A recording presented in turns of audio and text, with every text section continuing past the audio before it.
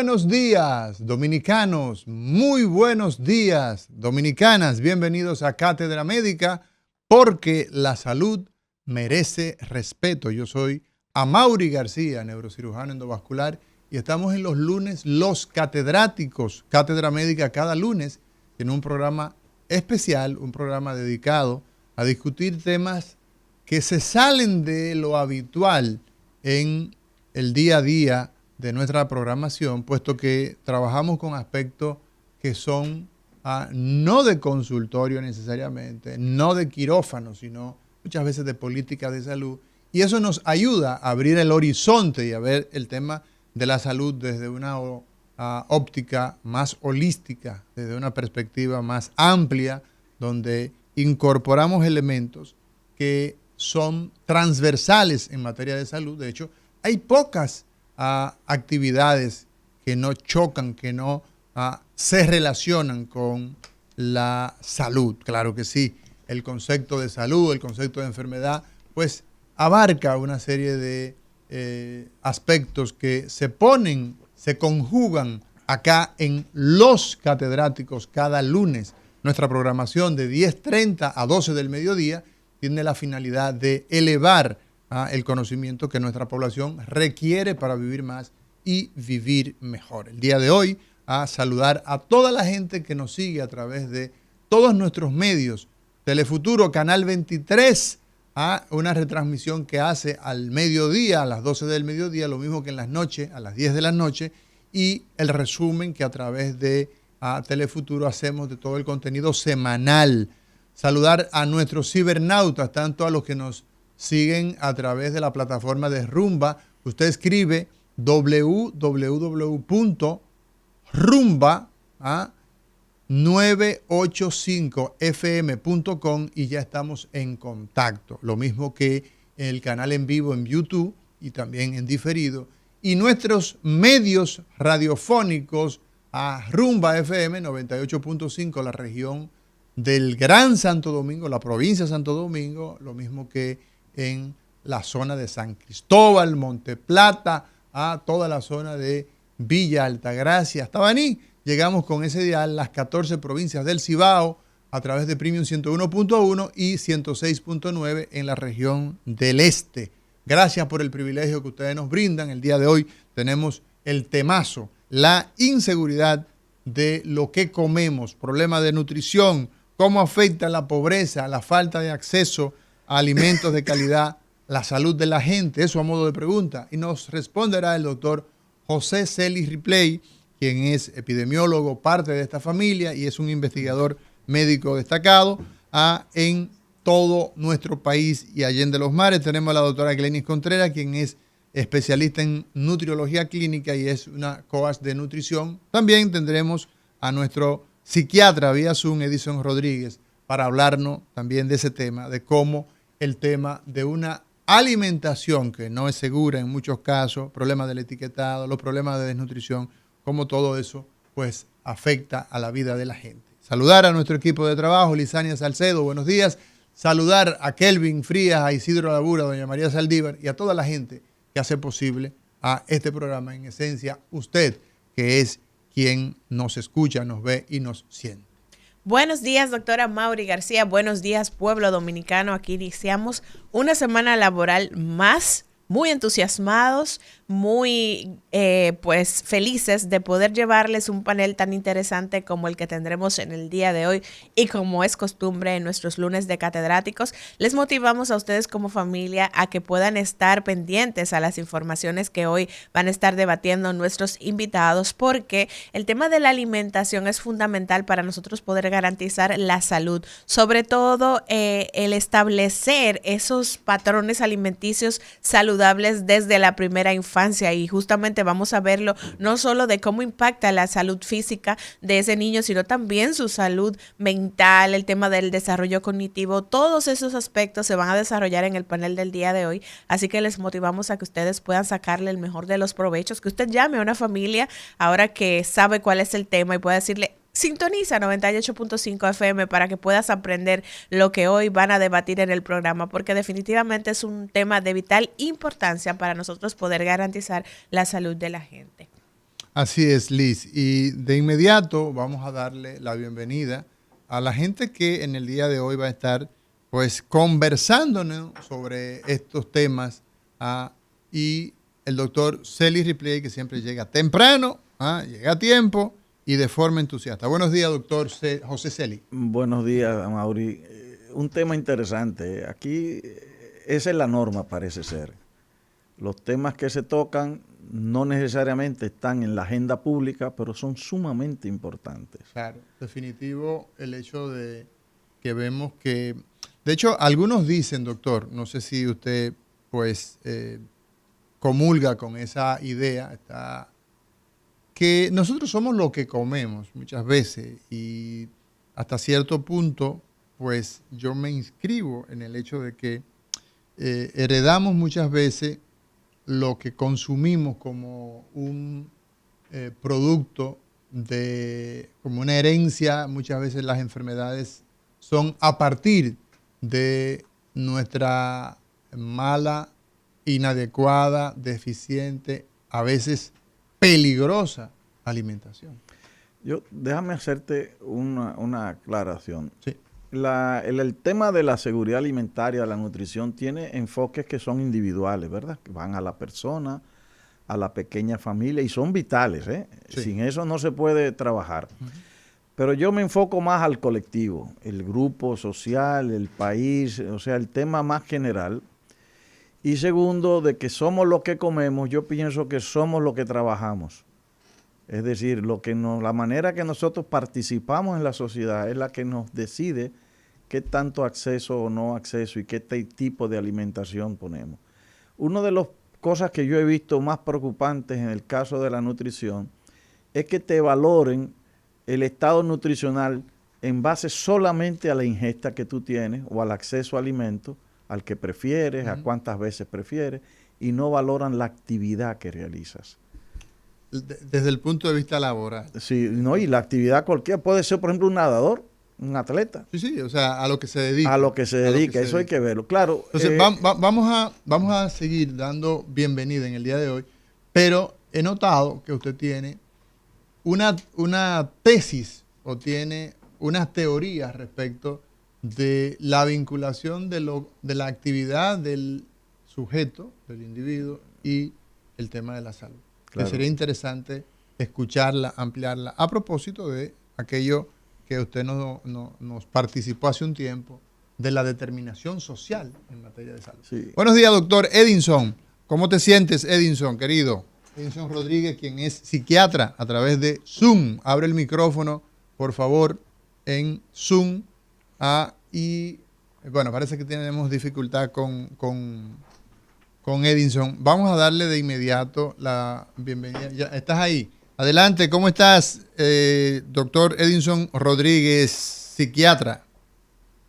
Buenos días, doctor. Un placer estar compartiendo con ustedes.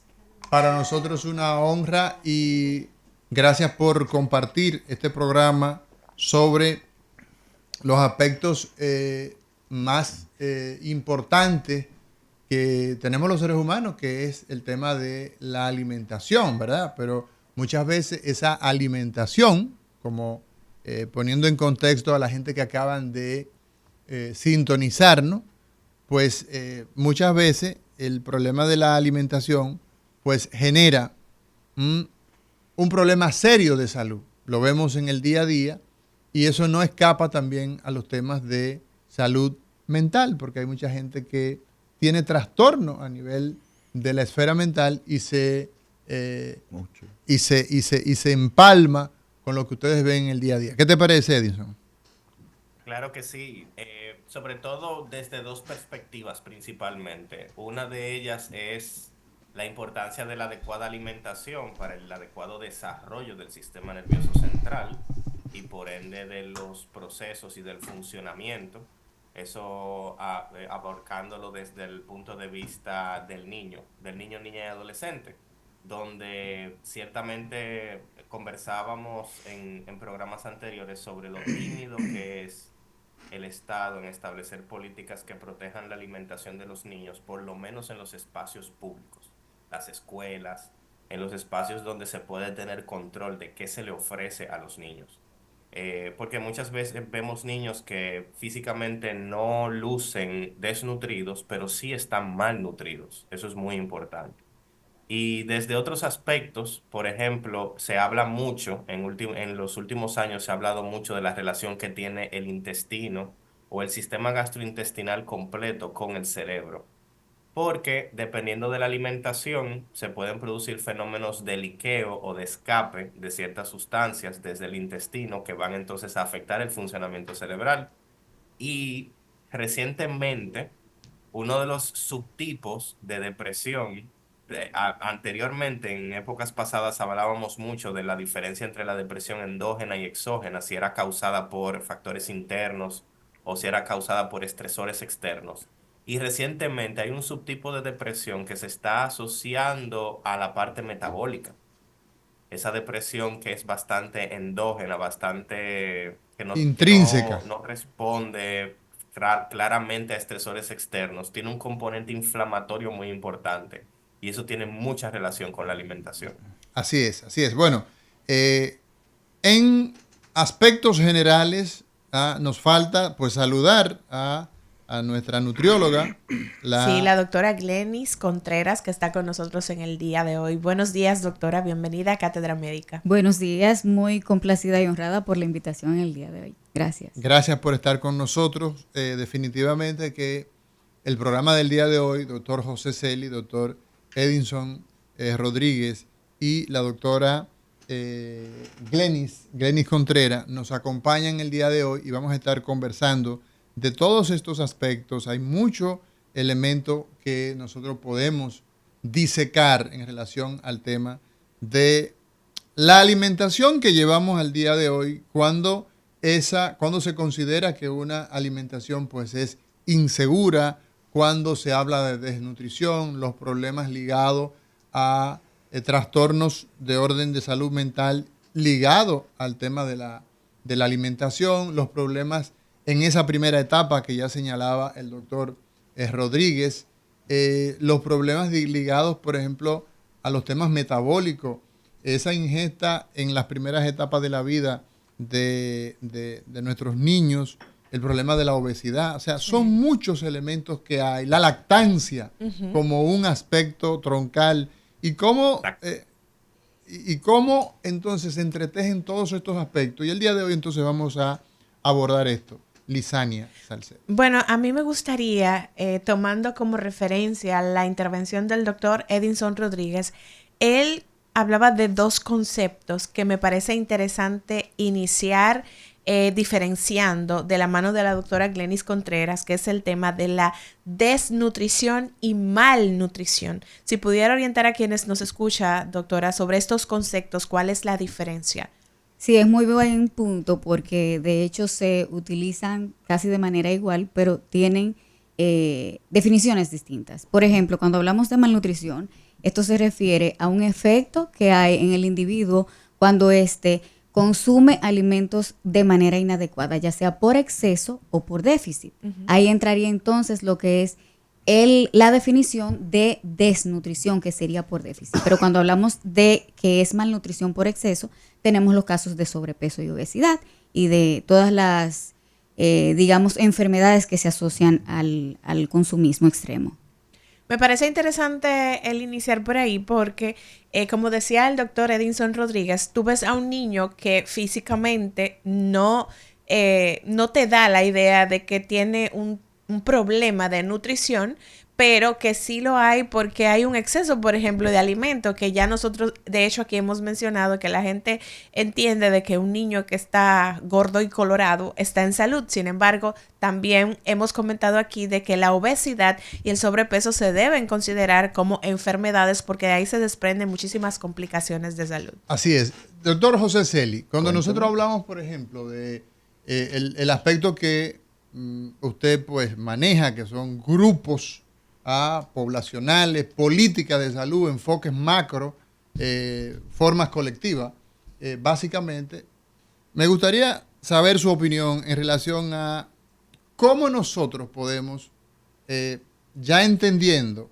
el hecho de que en este momento en el planeta hay alrededor de unos 1.800 millones de personas con problemas ligados a malnutrición, sobre todo con el tema de sobrepeso y obesidad.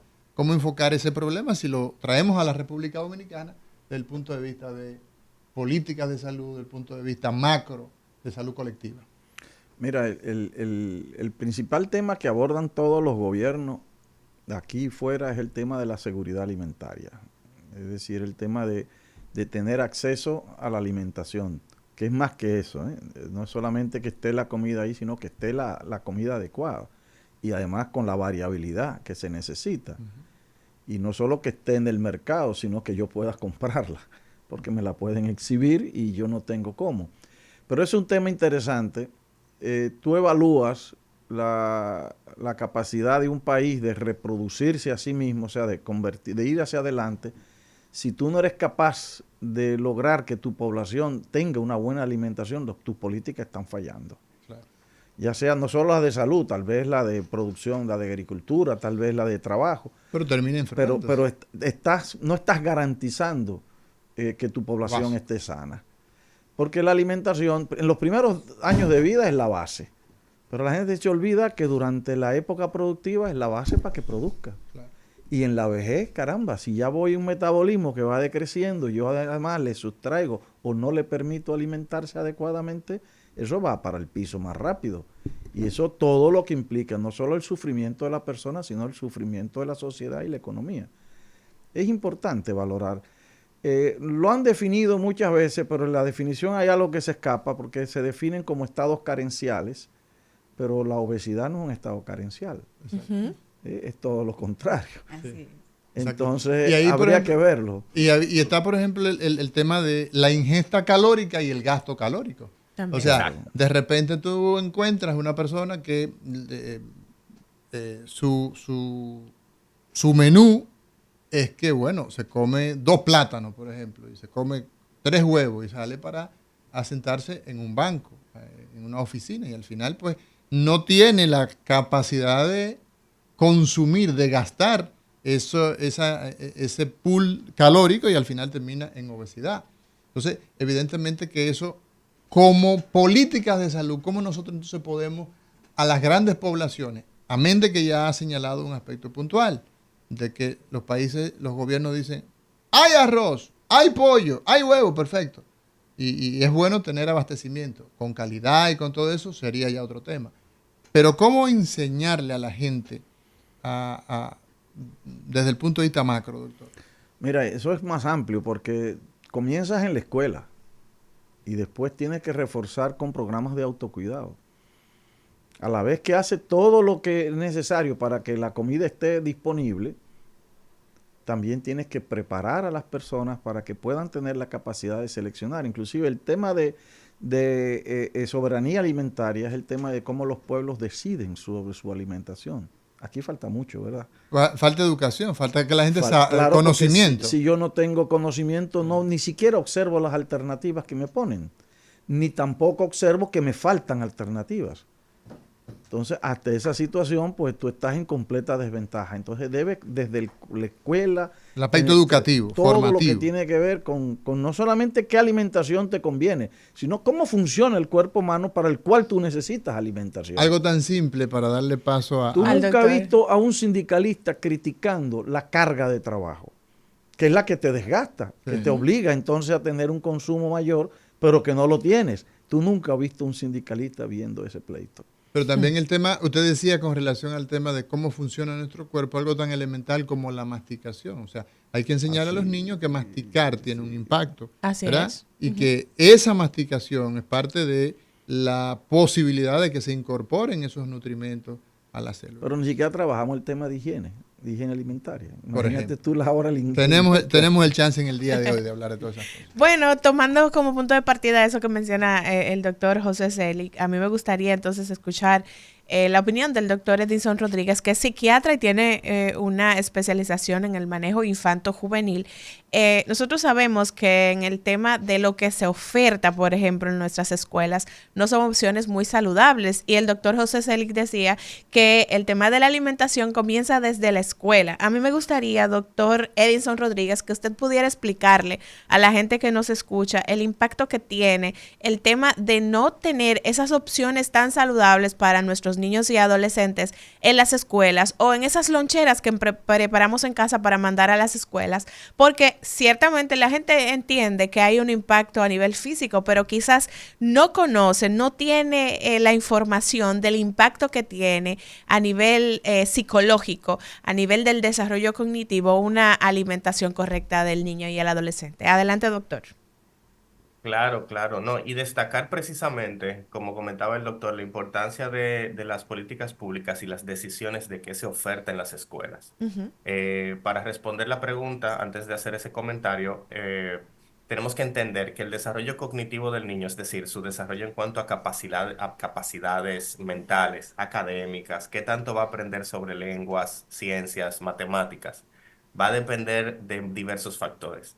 Y la alimentación actúa sobre todos, porque la disponibilidad de energía durante el día va a depender de la calidad de la alimentación, no solamente de la cantidad de la alimentación. Por ejemplo, si nosotros saturamos al niño en su desayuno de carbohidratos y no le ofrecemos el balance nutricional necesario, toda esa carga de azúcares y carbohidratos lo que va a hacer es interrumpir o interponerse en ese proceso de aprendizaje. Y no solamente la energía que aporta, sino el impacto que tiene la alimentación en el desarrollo adecuado de sus estructuras cerebrales, que entonces va a tener, por otro lado también va a tener inherencia, va a tener acción sobre su capacidad de aprendizaje. Y si el niño tiene alguna condición ya, porque ¿qué nosotros no podemos establecer? O sea, no podemos pecar tampoco de decir que la alimentación va a producir directamente, o la mala alimentación está vinculada de una manera ya probada a enfermedades mentales. Eso es uno de los mitos que durante más tiempo acompañó, por ejemplo, el autismo, que se pensaba que el autismo era producido por la alimentación. Ya nosotros sabemos que no. Ahora bien, que sí sabemos. La alimentación actúa como un poderoso modulador. Un niño con cualquier tipo de condición de neurodesarrollo que se someta a una mala alimentación va a tener más manifestaciones, va a tener más problemas de adaptación y por ende va a tener un peor desenvolvimiento. Y eso es importante que se tenga claro.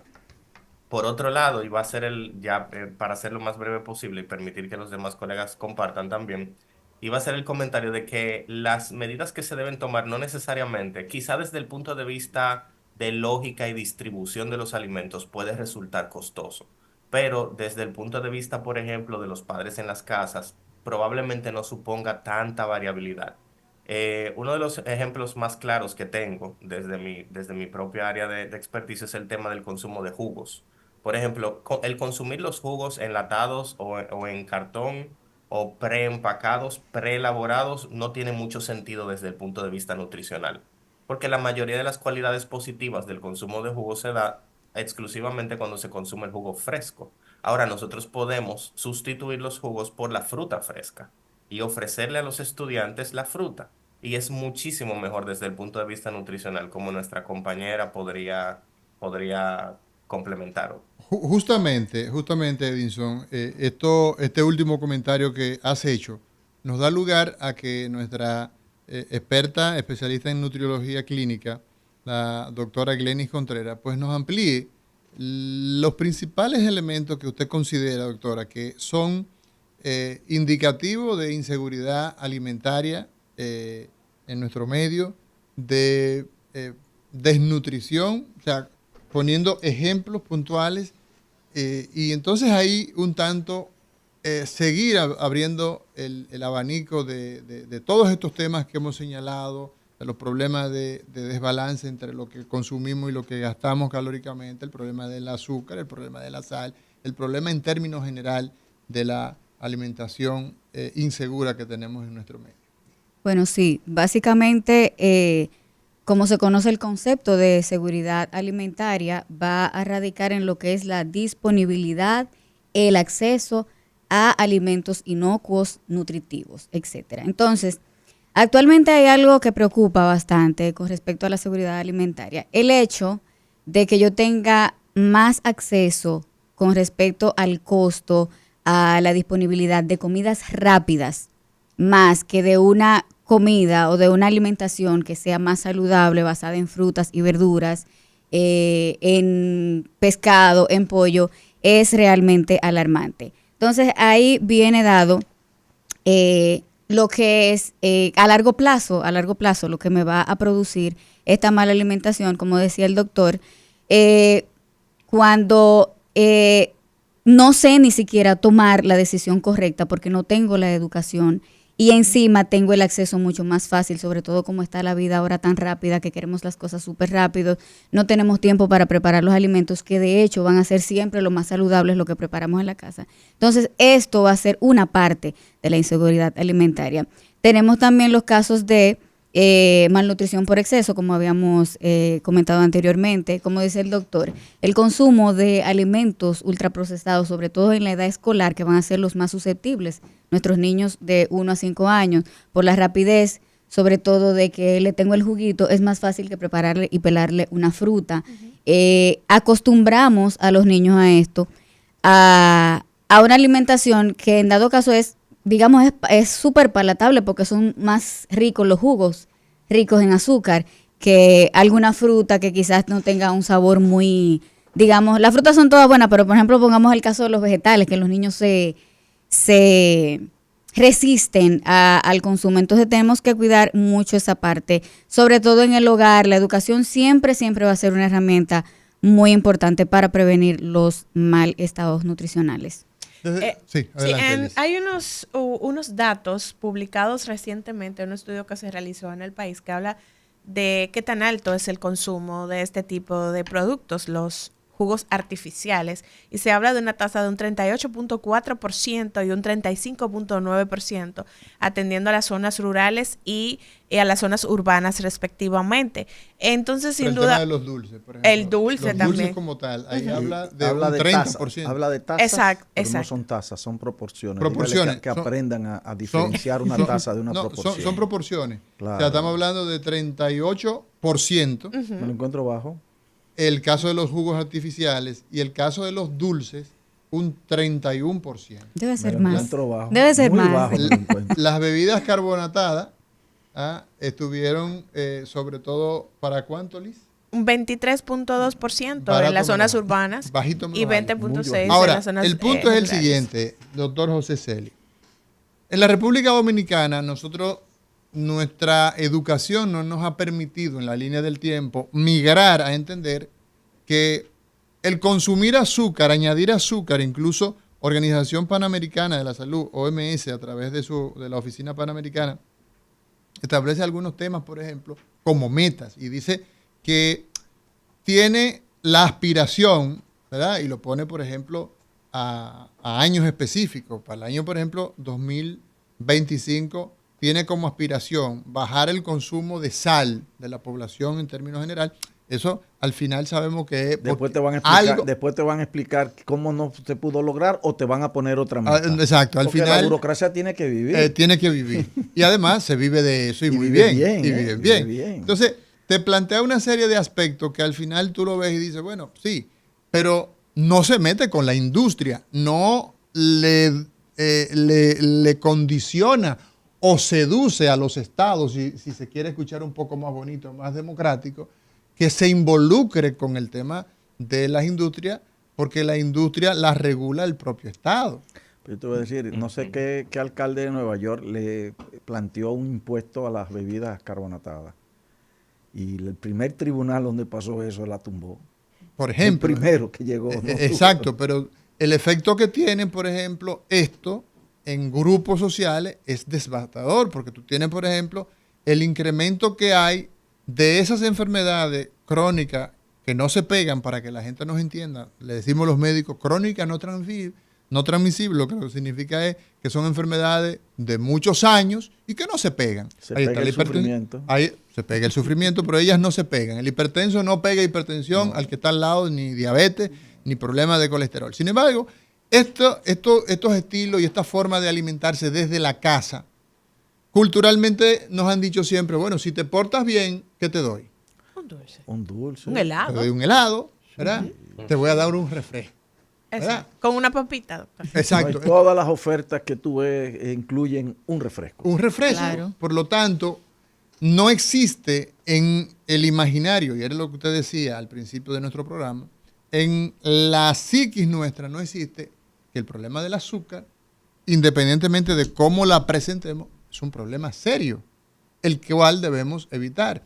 Y la doctora acaba de decir, bueno, estimulemos el tema de los vegetales, los hemos satanizado. Y yo soy parte de eso. ¿Entiendes? ¿Cómo va a ser? El tema, por ejemplo, de las frutas. O sea, Sí, lo el rico consumo de que frutas. es un plato. Claro, lo que sucede es que no tenemos no estamos convencidos de lo que se está poniendo en riesgo con el tema, digamos, de la falta de consumo de vegetales, la falta de consumo de fruta, tal como vienen. ¿Ah? La naranja, Y proteína, con todo y su ¿eh? gollejo. Así es. ¿Ah? Pero sobre todo, mientras menos procesados están los alimentos, son mejor. Así es. Y tenemos que hacer una pausa, pero nos vamos a ir a la pausa con esta inquietud para que a la vuelta la doctora pueda dar respuesta. Y es el tema de que la gente tiene la idea que comer sano es costoso. Por eso muchas veces optan por opciones menos saludables. Así que a la vuelta la doctora va a aclarar esa parte para que usted pueda tener el conocimiento. No le cambie, retornamos en breve.